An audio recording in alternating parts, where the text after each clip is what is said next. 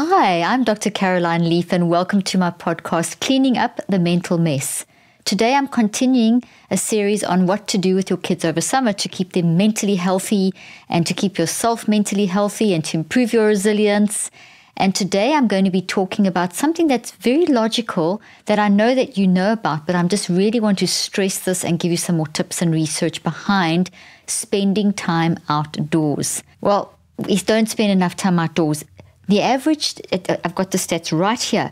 The average American child spends 4 to 7 minutes a day in unstructured play outdoors and over 7 hours in front of a screen. Okay, so I have to say that again, seriously. The average American child spends 4 to 7 minutes a day in unstructured play outdoors, but over 7 hours in front of a screen during the day, in any one day. So 4 to 7 minutes versus 7 hours. I mean, that is definitely not healthy. And there's all kinds of research showing that. It's definitely contributing to mental health issues. There's so many causes contributing to mental health issues, but this is one major cause.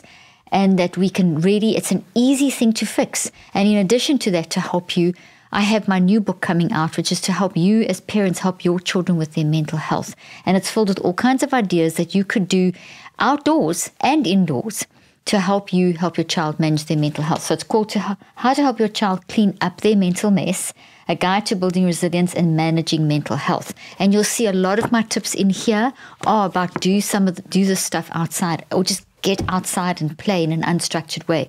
I mean, 7 hours in front of a screen versus 4 to 7 minutes in unstructured play outside, that's just not enough time. So what is the best amount of time to spend outside?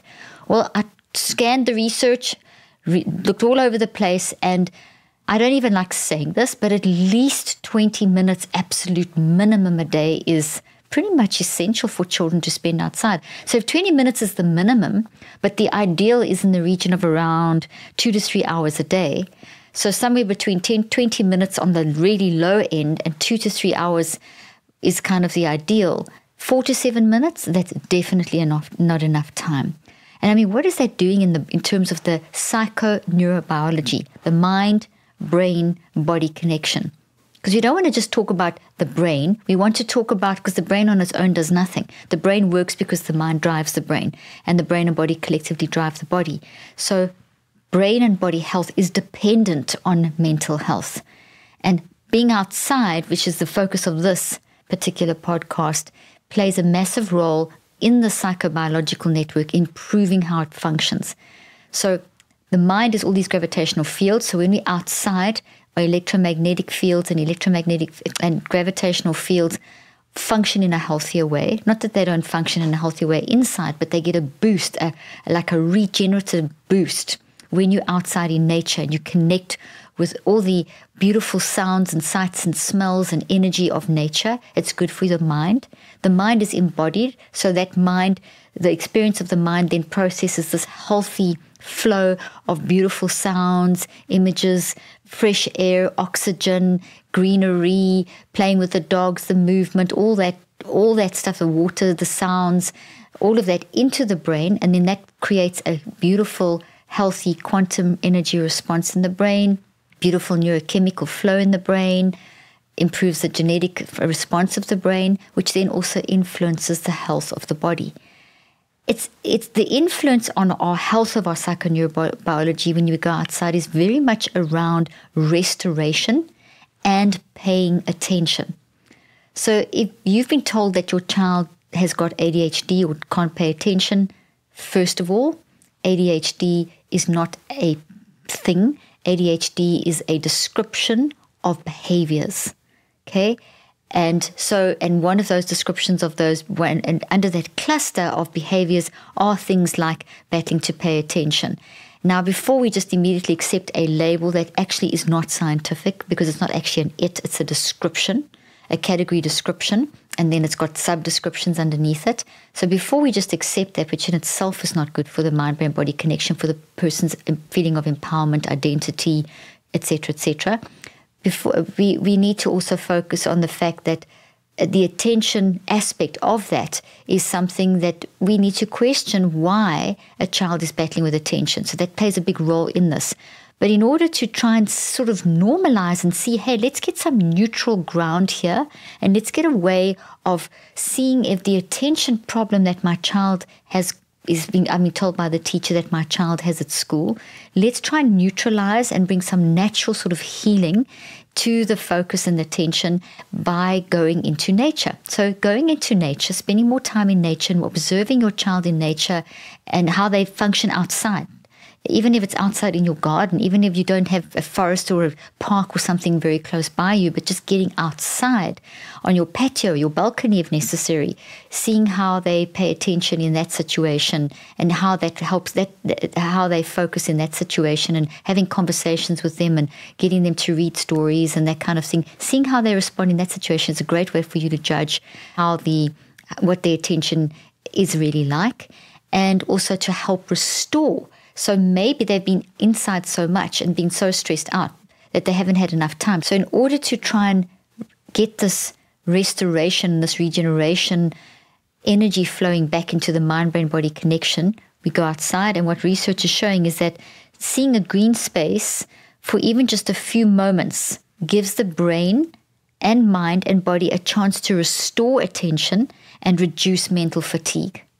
So if a child's in a classroom and they're really battling to focus and concentrate, that's going to create a lot of mental fatigue. And then there's all the emotional stuff that goes with that, and that impacts on the behaviors and their perspective, and this whole cycle of signals starts, and that creates a lot of mental fatigue.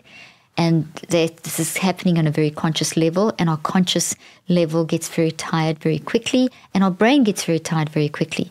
So by going outside into a green space, even just for a few moments, helps to give the brain-mind-body connection a chance to restore attention and reduce that mental fatigue. So there's like really huge main benefits. Obviously being in the sun, vitamin D, and all the things that we know. But what really is what I want to really hone in on is it's kind of like almost a way of, when your cell phone is starting to die and you plug in your cell phone, it's restoring the energy back into the cell phone. That's what going outside is doing. Now, if you think of it, it's logical, because you outside, you're breathing fresh air. I know some air is very polluted, so you may be asking that question. And yes, that is a challenge. So this is why we want to try and get into green spaces as much as possible, to try and get your child to the park, make an effort to get them to that park, to the local library where there's maybe a little playground or something like that. Get into a friend's garden if you don't have a garden, or if you're in an apartment block, get out to the pool area and play around. So get into a green space as much as possible. You're breathing in oxygen, and you are obviously in a room too, but it's fresh oxygen. And if you when you're outside, take a few deep breaths, you're going to get a boost of oxygen through your cells. And it's really great if you can teach your child when they get out into that open space to really work on their breathing. And there's so many, as we know, so many different ways that you can breathe. They could just be breathing in and out for 3 counts, or just deep breaths. It doesn't even have to be counted. I mean, they can just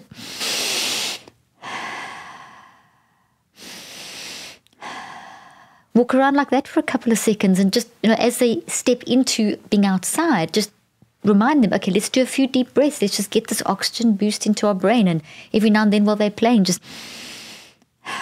And then as they're walking around and playing, just think of how it's what we would call soft attention, where they are noticing the smells and the sounds and the sunlight and maybe it's cloudy or a little bit of rain, and there's nature sounds, and they notice things, and there's different textures and feelings. That's all kind of very relaxing, and that then enables what the churning thoughts that are inside and the churning energy from whatever's going on in the child's life it has a chance to just kind of calm down.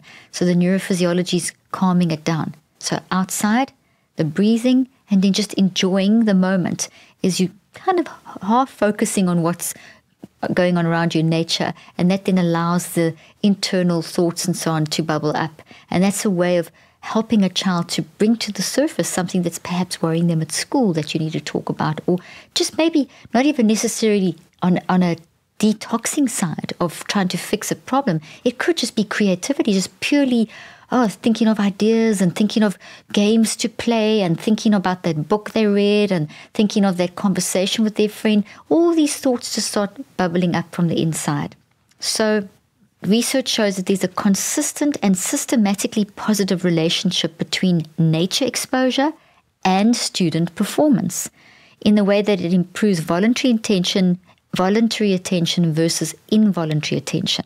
So there is a consistent and systematically positive. So it's there all the time, and it's positive, and there's a relationship consistently and systematically between how much nature a child has and how they perform in the classroom. So nature consistently helps a child perform better in the classroom.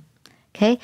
And in the way, and it works on our voluntary and our involuntary attention. So our voluntary attention is this deliberate attention that you're paying, like now when you're listening to me. You are focused on, what I'm saying. You're deliberately aware of what I'm saying. But let's say that while you're listening to me, a bird flutters by because you may be sitting outside.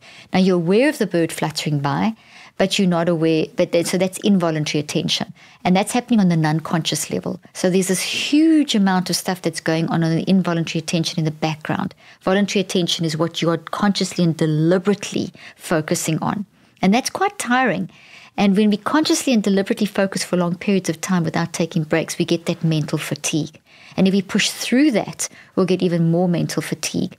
And that's going to change the neurophysiology in our brain and our body and make us feel worse. And that can lead to attention problems and getting a little hyperactive. And because you get this churning of energy inside of you, or it can lead to you feeling very flat and lacking in energy. And if that's a persistent pattern and builds up over time, that's not good. So if a child's not getting outside enough during the school day or in the afternoon, this can become a build-up, like a build-up of this energy inside that doesn't get a chance to restore.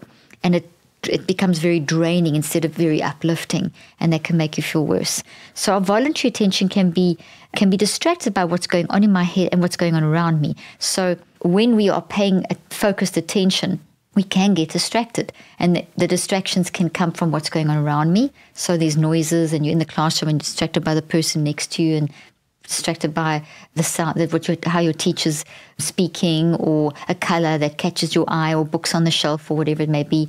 And then also by the thoughts coming up in your head as this teacher speaking. Maybe you're thinking of, that triggers a thought, and you're thinking of what you ate for breakfast, or what you want to do, or how that person in front of you, took your pencil, and whatever. These thoughts, so you can get distracted by what's coming up inside of you from the unconscious to the conscious, and you can get distracted by what's around you. Now, the more fatigued we are, the more those will become a problem, the more they create chaos. But by handling our mental fatigue, we can then learn to recognize when we're getting distracted by what's coming up and what's around us, and we can redirect our attention, become focused again on what we're supposed to be focusing on. But if you are not getting outside enough and not managing your toxic thoughts, all the other things that I've said, not free play, all the things that I've been telling you about in my podcast and the things that I talk about in this book. But a quick boost to help this is getting outside. So getting outside really does help a person when they're distracted by the things coming up and the things outside. By having regular outside time, and the more the better, you are going to be able to restore your focus back to the voluntary attention, to the deliberate and voluntary intentional stuff that you need to focus on, the voluntary attention, more readily. It's going to be easier to do. But the less time you spend outside, the more difficult that is. And you can just hear what I'm saying. If you're living the current lifestyle that children do live, where they are 4 to 7 minutes outside and up to 7 hours in front of a screen, and not getting outside for enough recess time, or playing outside enough at home, on structured activities and helicopter parenting and all the things I've been speaking about, you're going to have a child who's going to battle with attention and erroneously labeled and diagnosed with something that is not even a real disease. It's not a disease. It's actually just a response to situations. Now, please, I just want to say a caveat over here that I worked for years with children that were described as having ADHD, ADD, and learning disabilities. But the core part when I worked with them was to try to find out why they were battling with their attention and why they were battling with schoolwork. And very often it came down to a few things. Now, obviously, it came down to a few things. And those things were things like not getting enough time outside, too much structured and not enough unstructured play, too busy, too many things, diet, not enough exercise, toxic issues going on at school or at home or both that were not managed. The combination of factors, there's always a context around everything. And we have to look at all of those before we just label and medicate. So there are people that have genuine learning disabilities that battle the things like dyslexia and generally do battle to really pay attention. So you have to work then harder at trying to help that person to be able to manage that situation. Sometimes children really do battle to know how to learn. So you can teach a child how to learn. So for years, this is what I would do as part of my practice. But one of the things that I always recommended, and you've heard me say this before, top of my prescription pad was read. And next thing's unstructured play, free play as much as possible, and then get outside. And when I say get outside, don't work outside.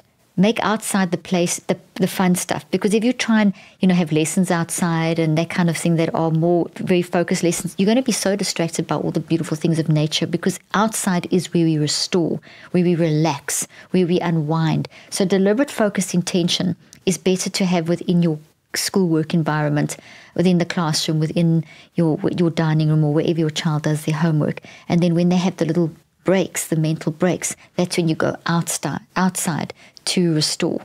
Also, things like reading outside is fantastic, because that just stimulates creativity and imagination and that kind of thing as well. So doing the fun stuff, the free unstructured play and the reading and just walking around outside, just chilling, just hanging out, just sitting on the stairs is fantastic. Sometimes I'll be in the studio of mine for hours doing podcasts, and I make sure, though, the hours I can spend sometimes up to 8 to 9 hours a day in here. And I make sure, though, that every 45 minutes to 60 minutes, I go outside and just sit down on our patio with the sunshine, just have something to drink, play with my dogs, and just let my mind rest and daydream. And you've heard me talk about this before. And that is extremely important for that restoring and to prevent that mental fatigue and to bring my attention and focus back again. And this is what we need to do for our children as well. So researchers have showed that being outside helps us get more focused in a softly, I love the way that this one researcher, Sullivan, says, being outside helps us to be more focused in a softly fascinated way, so we can gently think about the things that bubble up in our minds. Beautiful statement. So let me read that again. I think it's beautiful. Being outside helps us to be more focused in a softly fascinated way. So not this deep focus that we need for our schoolwork or our work or whatever we're doing, but it's the break, it's the rest. So we're going from the deliberate and intentional, very softly focused way where we can gently think about the things that bubble up as we're enjoying walking around in nature. And this is what's going to help us restore us when we're exhausted, overwhelmed, and overstimulated. So if you think of a child who is not getting enough outside time and is not managing their toxic thoughts, is not getting enough structured, free, unstructured play and so on, and is being bombarded by whatever toxic issues at school or at home or a combination of both, they're going to feel overwhelmed and overstimulated and exhausted. And this is going to put them into the toxic stress response, which is going to constrict their arteries. It will reduce blood flow to the brain. It will reduce oxygen to the brain. This leads to a disruption of the gravitational fields of the mind, of the balance of the two sides of the brain. And this is going to lead to a disruption in how a person's feeling of sense of peace is. And that's very fatiguing. It's exhausting. So once again, just going out in nature when you just, everything's too much, you really need to decompress. Getting outside is just going to help so much to decompress. Now, Sullivan's one of the researchers, Dong-Yong Ling, William Sullivan. And you see there's a couple of other people that are really great in this. Mark Berman, University of Chicago. I've got these links. They'll be in the blog. So if you subscribe to our email list, you'll be able to find this in my blog. These links. Basically, they are saying that this concept of getting out into green space and helping to restore and this balance of our attention is called attention restoration theory. I love it. So it's the attention being restored when we have these little breaks. So tremendous benefits. When we get outside, we've already mentioned so much attention restoration, being restored, blood flow, oxygen, changes in how the brain functions, changes in how the body functions, changes even down to the level of our DNA. In addition, we're going to have improved motor development, even improved myopia. That's nearsightedness risk. So there's a risk for myopia. Being outside can help with your eyes to prevent and to help improve short-sightedness. Obviously, we know about the vitamin D that we need to stay strong and healthy. It can help to reduce depression, oxygen, blood flow, and etc. Everything changes with sunlight, increased vitamin D. All of that neurophysiology change can help lift your spirits and help you feel so much better, that you can, be calmer and greater sense of peace, an overall sense of improved health. And not overall sense, actually overall improved health when you spend time outside. And this is not the 4 to 7 minutes. This is in the range of 20 to 2 to 3 hours. And the 20 minutes should not be if you think of it like this, minimum 20, up to 2 to 3 hours, ideal 2 to 3 hours. If you could try and aim for 2 to 3 hours at least 3 to 5 times a week, and then have 20 minutes as your minimum on the other days, then we are starting to move towards a really healthy balance. So if your child is at 4 to 7 minutes, today try time it, or tomorrow, whenever you're listening to this podcast, you'll get the next chance, take your kids out for a walk, and walk for 20 minutes or 30 minutes. At least you've been outside for that period of time. Also, when you're walking with your children outside, those gentle thoughts will start bubbling up, the soft attention, the soft focus that we were speaking about, what we call it, the softly fascinated way, where what Sullivan says, how our attention shifts to being softly fascinated. Beautiful. That happens when we're outside walking. And that's going to improve overall health. Another factor is that the more child spends time in nature, the more they will grow to be good stewards of nature, because they'll appreciate it so much. And we need that, people to be environmentally aware. Also, children, when they play outside, I did a whole podcast as one of the part of the summer series on unstructured free play. Children play a lot more creatively and imaginatively outdoors than they do indoors, because they'll be more creative and curious and think more critically and are more focused, which is excellent for brain health. So it's really developing tremendous skills quickly. So we want unstructured play, which I've spoken about in previous podcasts, but we want unstructured play outside as well, not just inside. That play outside increases curiosity, reasoning, problem solving, critical thinking, all intelligence. It gets a boost, which then adding to the unstructured creative play is just fantastic for mental and physical health, building resilience, psychological immunity, all the things that you hear me speak about. So do the work inside and take the breaks outside. So let's get away from spending 4 to 7 minutes behind screens. Let's take stock. I challenge you to take stock of yourself, of how you are spending, how much time you're spending outside and how much you're spending on screens. Just observe that in yourself, observe that in your children, and see if you can get that up to between 20 minutes minimum a day to at least 2 to 3 hours, 3 to 5 times a week. And I'm telling you, you are going to feel such a difference in your focus and your attention and just how you generally feel mood-wise, physically, and everything. So getting your kids outside is absolutely excellent to do this. I mean, just a couple ideas. You can, for babies, the earlier we get them outside, the better the better. So in their bassinets, in their little prams, on the beach. We were on the beach the other day, and there was this newborn baby. I mean, this baby could not have been more than like 2 weeks old, if that. And the mom and dad were sitting there, and this baby was in this cute little rocking thing. And it was just gently in the shade. It wasn't too hot, but just being with the sound of the sea and the seagulls and the chattering in the background of people. And this baby was so calm. And the baby started crying. The mom rocked the baby a little bit. The wind gently blew the little rocker, so it was naturally rocking. I mean, this is great. Get your kids outside. And I know you do that, but you know what? This is really healthy from as young as possible. Yes, if it's cold weather, there's all kinds of great ways that we can cover up our children to keep them warm, but still have their little noses sticking out so they can have a few moments when it's not too cold to get outside as much as possible. Maybe it's in an area that's a little bit more enclosed and there's lots of plants, so you can get the benefit of being around greenery. Obviously, make obvious things like bike riding. Get your kids bikes. Go bike riding. I remember when we've got 4 kids, and I remember when they were little. Mac and I had bikes. We got bikes for them as they were getting older. But when they were little, we just put the little seats on the back, and we would put them on the back, and we would ride to go for long bike rides, and then stop and have a picnic. Camping, hiking. I mean, I hate camping, but you know what? Kids love camping, and if you camp for that's just an idea. If you love it, there's so many ways. Picnics. Throw the ball outside, play with the dogs. I mean, these are so logical, simple things, but build them in deliberately and intentionally building things out of branches and leaves and mud. Sure, it's going to make a mess and your kids will be filthy, but it's so good for them. After a day, I remember when my kids were little and we lived on this big property, and they would go outside and be digging, and they were filthy by the time they came back in, but they had built all these forts and they had spent hours.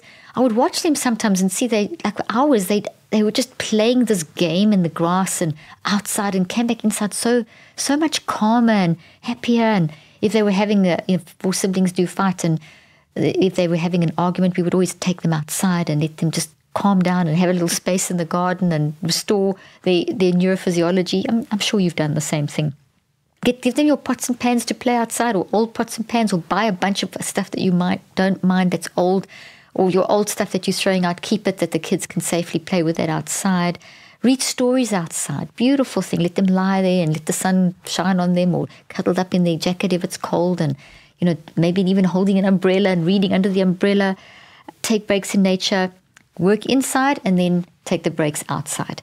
Well, I hope this has helped you, and I hope this has encouraged you to increase the time that you spend outside from 4 to 7 minutes to at least 20 minutes to 2 to 3 hours. I'm stressing this. I can't stress it enough. This is so important for your brain, your child's brain, and will make your summer a lot more fun. Thanks for joining me today. If you've enjoyed thanks for listening to this podcast. And if it's helped you, I hope you wouldn't mind sharing this with other people to help them help themselves. We really need to deal with this mental health crisis, and it's really I don't have to tell you how bad it is, and I'm doing everything in my power to help you and I together to help change this mental health crisis. And it begins with us doing all these little things in a very deliberate way, and also teaching our child how to actually deliberately and intentionally work through mental health crises. So the book that I'm releasing on the 8th of August is How to Help Your Child Clean Up Their Mental Mess. It's available for pre-order now. And there's all kinds of great pre-order bonuses that come with the book, but there's just so many great ideas in here for helping you to help your child manage their mental mess. I teach you the neurocycle, how to do the neurocycle with your child in a super simple way. So if you're dealing with something with your child and it's really hectic, maybe you could do the neurocycle outside, so you can go and calm them down, and then you could focus in a very calm and peaceful way on working through maybe something that's really upset them at school, like maybe someone was fighting with them or something. And so that's another opportunity for you to go outside, or you could go outside, get them nice and calm, come back inside, do the neurocycle, and take them back outside again. You can do whatever combination. And I know this book's filled with things that are going to help you. We also have a character called Brainy that I created, and the cartoon Brainy is throughout this book.